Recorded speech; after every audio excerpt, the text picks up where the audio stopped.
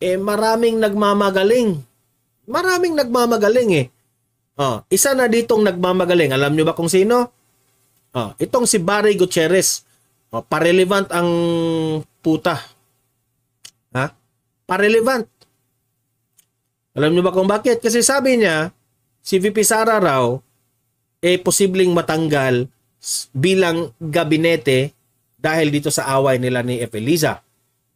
Ngayon, sabi ko, ikaw Barry Gutierrez, ikaw ba si PBBM? Ikaw ba ang Pangulo ng Pilipinas? Na makapagsabi ka ng ganyan? Hintay ka lang, relax ka. Sa bagay, you are free to interpret the situation, pero wala sa hulog at sablay. Alam niyo, papatunayan ko sa inyo bakit sablay Unang-una, Barry Gutierrez, di ko lang alam kung ikaw ba'y abogado. Ikaw ba'y abogado? Kasi dito sa linagay ng balita, wala namang attorney Barry Gutierrez dito. Barry Gutierrez lang ang nilalagay ng UNTV. Sa tingin ko, mali ka dito. Alam niyo ba kung bakit? Remember Barry Gutierrez na itong si First Lady Liza Araneta Marcos, nakaupo siya dyan sa Malacanang dahil ang asawa niya yung presidente. Meaning to say, hindi siya ang binoto ng taong bayan, Barry Gutierrez. Ang binoto ng taong bayan, si PBBM. Okay? Nanalo bilang presidente. Dahil binoto rin namin.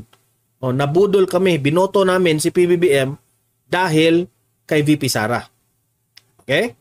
So, Barry Gutierrez, kung sabi mo, matanggal sa gabinete si VP Sara, kung tatanggalin man ito kay Bongbong Marcos, mapapahiya itong si PBBM dito. Kasi bago mo tatanggalin ang isang gabinete, especially itong si VP Sara sa Department of Education, check first the background kung ano ang nagawa ni VP Sara sa Department of Education.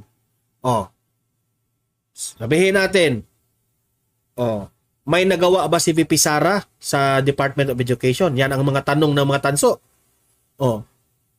Bakit ba nag-number 1 itong si VP Sara in all categories sa survey? Bakit sa lahat ng ahensya ng gobyerno ang Department of Education ang nangunguna sa survey? Pinaka-successful na ahensya ng gobyerno ngayon, Department of Education. I think followed by DSWD. Di ko lang malaman. Basta kay binalita ito the other month. Okay? So, ikaw Barry Gutierrez, nasabi mo na posibleng matanggal dahil sa hidwaan ng dalawa. Hindi ka ba mahiya? Number 1 sa survey, minamahal ng taong bayan, tapos tatanggalin bilang tatanggalin sa gabinete dahil lang sa pamumulitika. Di ba nakakahiya yan? Nakakahiya yan sa taong bayan. Binoto siya ng taong bayan. Pagkatapos niyang binoto, number 1 pa rin siya sa survey.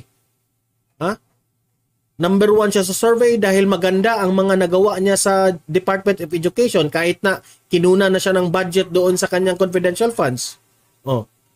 Lahat na lang trabaho ito si VP Sara tapos tanggalin yun ng ganyan dahil lang sa alitan o hidwaan ng si Liza at itong si VP Sara. Ang dapat tanggalin dyan si F. Eliza. Para sa akin na umuwi ka na lang F. Eliza kasi pwede ang bansang Pilipinas mabuhay lang kapag walang First Lady. Pero mahirap if walang Vice President. Sa analysis ko nga nagsiselos ka lang kay VP Sara Di ba? So sablay yung analysis mo, Barry Gutierrez. Sige, you have the freedom to express, freedom to analyze, pero sabihin ko sa inyo, sablay yung mga analysis mo. Ito Sige, let us say, let's give the benefit of the doubt. Tanggalin ni PBBM si VP Sara bilang isa sa kanyang mga gabinete. Oh. Halatang halata na meron pa namang haka-haka na itong si F. Eliza ay siya ay kontrolado niya itong si PBBM. Oh. Kung siya ay matanggal, halata na talaga. Ha? Na ipinatanggal siya. Kasi yung relasyon ni VP Sara at ni PBBM, okay man. Wala bang problema, magtawanan pa nga sila. Di ba? So obvious na yan. Kapag matanggal ito ha, oh, posible, sige, kung posibleng matanggal siya, wala na sa hulog yan. Natanggal lang siya dahil sa hidwaan. Ang tamang pagtanggal, yung tatanggalin ka kasi you're not effective sa imong trabaho. Tatanggalin ka because you are not an effective cabinet member. You are not an effective Department of Secretary. Ha? Yun ang dapat tanggalin. Kung may nagawa si VP Sara na corruption o pagkakamali sa DepEd na malaking pagkakamali, yun. Katanggap-tanggap na matanggal si VP Sara doon. Pero ang isang namamayagpag na nangunguna sa survey, kahit in all categories, number 1 si VP Sara, tapos tatanggalin mo, wala ka sa hulog. Pamumulitika na yan. Okay? Oh. So ito, yung balita ha. Play. Maaari umanong maging mitya ng pagtatanggal sa gabinete ni Vice President Sara Duterte ang hindi pagkakaunawaan nila ngayon ni First Lady Liza Marcos Araneta. Ito ang pananaw ng dating tagapagsalita ng tanggapan ng pangalawang Pangulo noong nagdaang administrasyon. Sa isang ex-post, sinabi ni Barry Gutierrez na bagamat hindi bumibitaw si VP Sara sa kanyang posisyon, hindi malayong mangyari na alisin ito dahil sa... Alam mo, Barry Gutierrez, ha? Sabi mo dyan na believe ka kay VP Sara dahil hindi ito nagbitiw bilang kabinete. Ha? Believe ka sa kanya. Kung si VP Sara ay bibitiw bilang cabinet member, insulto ito kay PBBM.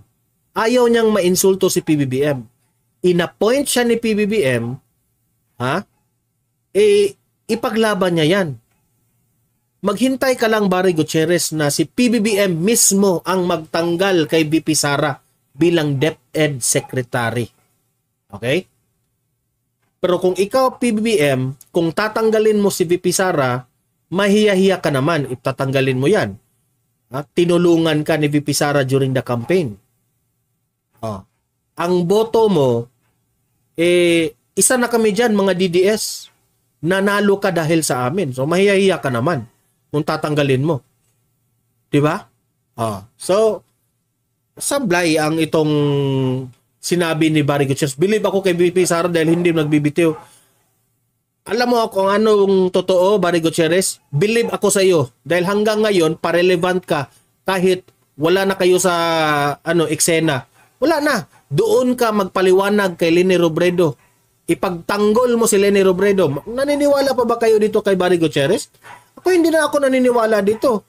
Dahil lahat ng mga sinabi niya during the campaign tungkol kay Leni Robredo, hindi na natupad lahat.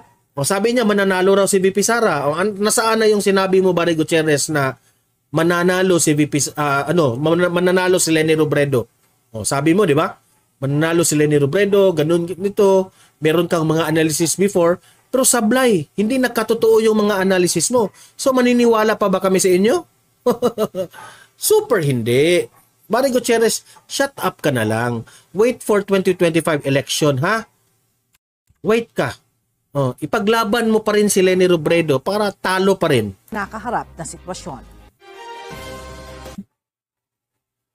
So ayan, punta tayo sa next na topic natin dahil